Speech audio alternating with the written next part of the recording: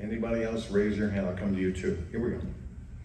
My name is Spencer, and I was just wondering, like, how long does it take to get from Earth to, like, the moon? Yeah, so that's an answer that goes this way. It depends.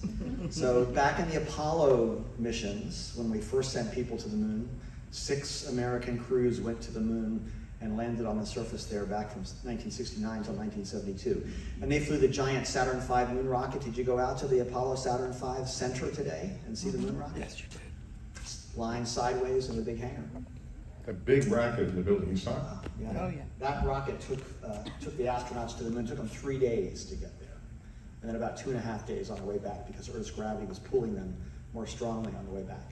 So only 3 days to get there. And the missions only lasted about 12 days at the longest. But you can save fuel by taking a more indirect trajectory out to the moon. And so you can take advantage of a fuel-saving path, and it might take you 3 weeks or a month to get there. If you have a robot and you don't care how long it takes to get to the moon, you can save money by not having to buy as much rocket fuel or using a smaller rocket and still getting out to the moon that way. So it's a compromise about cost versus speed. And so we just launched a Vulcan rocket about a week ago, and it launched a little Peregrine robot lander to the moon, which is having some troubles. It's not going to make its moon landing, but it was going to take a path. So it took off on January 8th, and it wasn't going to land until about February 10th or something like that. So you can see they were saving money by taking a more fuel-efficient path. Okay. And your question? When we get back to Earth, we can get some space. And so, but that's out of 100 astronauts that I knew in the astronaut corps, let's say, 2 might have been people that, rubbed me the wrong way. But guess what? I was lucky enough to fly with them twice. Going to Mars, when we do go to Mars in 20 years or so, that's the big issue, the psychological aspect of being together for years, literally, in space. You spend 6 months together on the space station, your crew of 3 or 4 people that you train with, and they put you out in an outdoor clinic, let's say, like Outward Bound or the National Outdoor Leadership School.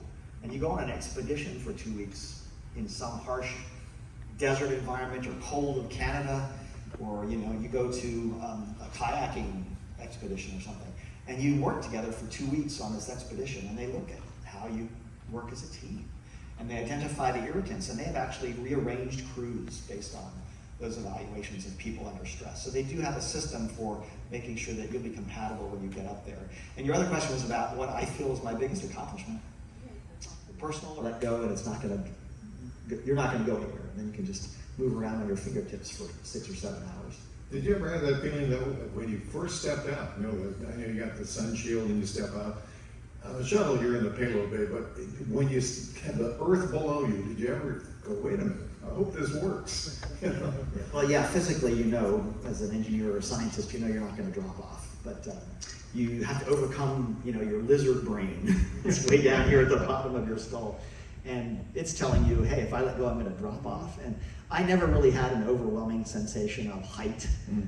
I just said, let's try this out. Let's let go right here. And then, boop, I can grab back on again. But I was always tethered, and I was not going to come off and fall away. But my friends had told me, some of them, that they had a vertigo sensation when they were outside. And I guess the closest I came to that was I was on the night side of the Earth spacewalking, and I had to retrieve a tool that was down on the bottom of the space station, but it's pitch black outside except for my little headlamps that I had on my helmet. And you see it right up there. And so I'm moving around in this little pool of light, but everything else was inky black. And I was aware that I was at the bottom of the space station, the earthward facing side of the space station. So you got this impression that you were like hanging like a bat from this cave roof. And if you let go, there's nothing but inky blackness, infinity down that way. So I had to force myself to go down there and get that tool and be very careful that I was always tethered and holding onto something. Okay, questions, here we go. Go ahead. Is it really fun, to be in space, or is it scary? Not scary at all. You're with friends, and you're in this marvelous machine that people have gotten ready for you to work in. And so I would say it's hard work. I worked harder in space than I have ever worked on the ground.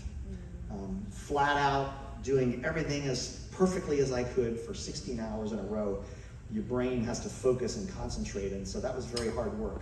So I was really tired at the end of every day. But on the other hand, I noticed at the end of the day that my cheeks were sore because I'd been grinning the whole day. I was smiling the whole time I was up there, because there's so many things that amaze you or make you laugh, or you crack, or you listen to somebody's joke, and it's just, we had a lot of fun together up there. So I smiled an awful lot. You can see the pictures like that. That's the way I went around all day with a big grin on my face. Okay, final.